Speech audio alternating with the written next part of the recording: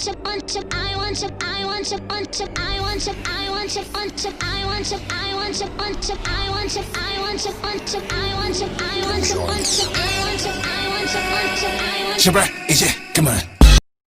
siang dan salam sejahtera untuk kita semua.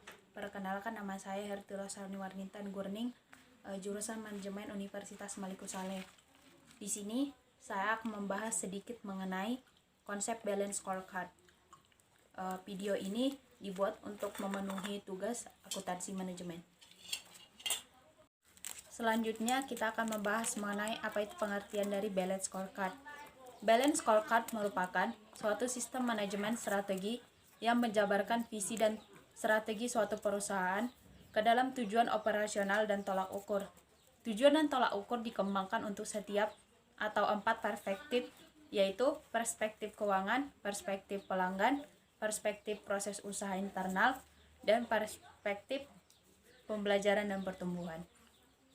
Selanjutnya kita akan membahas mengenai tujuan balance scorecard. Tujuan yang ditetapkan dalam implementasi balance scorecard akan membantu dalam yang pertama, memberikan pedoman dalam penentuan tujuan-tujuan dan ukuran scorecard. Yang kedua, mendapatkan komitmen dari partisipan proyek.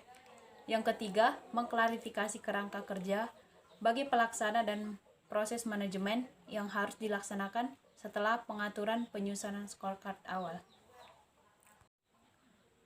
Selanjutnya kita akan membahas mengenai pengertian balance scorecard menurut para ahli. Yang pertama yaitu adalah menurut Lewis dan Biromo tahun 2007, balance scorecard adalah suatu alat manajemen kinerja yang dapat membantu organisasi untuk menerjemahkan visi dan strategi ke dalam aksi dengan memanfaatkan sekumpulan indikator finansial, non-finansial yang semuanya terjalin dalam suatu hubungan sebab akibat. Adapun tujuan dari balance scorecard yaitu yang pertama, mengintegrasikan strategi dan visi perusahaan untuk mencapai tujuan jangka pendek maupun jangka panjang. Yang kedua, memungkinkan manajer untuk melihat bisnis dalam perspektif keuangan dan non-keuangan, pelanggan, proses bisnis internal, dan belajar dan bertumbuh. Yang ketiga yaitu memungkinkan manajer menilai apa yang tidak mereka investasikan dalam pengembangan sumber daya manusia, sistem dan prosedur demi perbaikan kinerja perusahaan di masa mendatang. Langkah-langkah balance scorecard. Langkah-langkah balance scorecard meliputi 4 proses manajemen baru. Pendekatan ini mengkombinasikan antara strategi jangka panjang dengan strategi jangka pendek. Keempat proses tersebut adalah: yang pertama, menerjemahkan visi, misi, strategi perusahaan. Yang kedua, mengkomunikasikan dan mengaitkan berbagai tujuan dan ukuran strategi balance scorecard. Yang ketiga, merencanakan, menetapkan sasaran, menyelaraskan berbagai inisiatif rencana bisnis. Dan yang terakhir yaitu meningkatkan umpan balik dan pembelajaran strategi. Dalam balance scorecard terdapat 4 perspektif. Yang pertama yaitu financial perspektif atau perspektif keuangan. Ini merupakan berkaitan dengan pemasukan dan pengeluaran perusahaan, karena perusahaan harus bisa mengelola keuangan dengan baik supaya keuangannya terus stabil. Misalnya biaya operasional, biaya produksi, biaya bahan baku, dan biaya tenaga kerja, termasuk keuntungan dari aktivitas penjualan yang selalu stabil dan tersedia. Balance scorecard dalam implementasi sistemnya untuk finansial yaitu berusaha mencari suatu keseimbangan dari tolak ukur kinerja untuk mengarahkan kinerja organisasi terhadap keberhasilan dengan beberapa tahap penting. Yang kedua yaitu adalah internal proses perspektif. Perusahaan yang sukses berakar dari sistem yang baik dari dalamnya. Dalam internal proses perspektif, perusahaan menilai seberapa besar ukuran dan sinergis dari setiap unit kerja.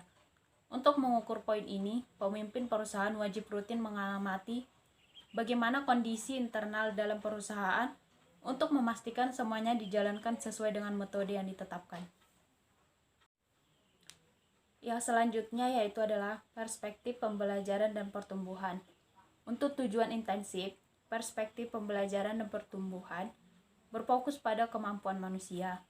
Manajer bertanggung jawab untuk mengembangkan kemampuan karyawan. Tolak ukur kunci untuk menilai kinerja manajer adalah kepuasan karyawan, retensi karyawan, dan produktivitas karyawan. Kepuasan karyawan mengakui bahwa moral karyawan adalah penting untuk memperbaiki produktivitas. Mutu, kepuasan pelanggan, dan ketangkapan terhadap situasi. Manajer dapat mengukur kepuasan karyawan dengan mengirim survei, mewawancarai karyawan, mengamati karyawan pada saat bekerja. Yang selanjutnya yaitu adalah customer perspective. Konsumen tentunya menjadi salah satu fokus utama di setiap perusahaan. Customer perspective atau perspektif pelanggan berkaitan dengan cara perusahaan melayani pelanggannya. Dalam hal ini, setiap pelanggan harus diperlakukan secara layak dan maksimal supaya mereka puas atas pelayanan yang diberikan.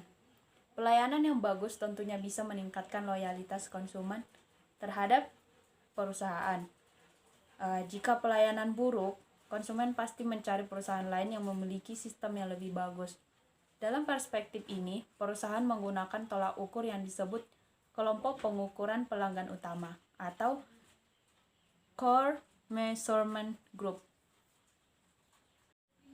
Implementasi Balance Scorecard. Organisasi sangat membutuhkan untuk menerapkan Balance Scorecard sebagai salah satu ukuran kinerja yang multidimensi. Hal ini mencerminkan kebutuhan untuk mengukur semua bidang kinerja yang penting bagi keberhasilan organisasi. Pendekatan yang paling luas dikenal sebagai pengukuran kinerja. Balance Scorecard sekarang banyak digunakan untuk mengembangkan strategi dan sebagai alat eksekusi yang dikembangkan dalam lingkungan operasional.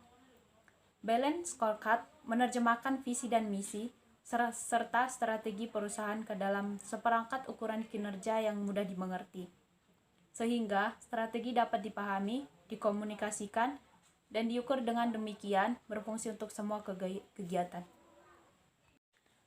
Cukup sekian video saya mengenai konsep Balance Scorecard. Semoga video ini dapat membantu kita untuk lebih paham lagi mengenai konsep Balance Scorecard. Atas perhatian semuanya, saya ucapkan terima kasih.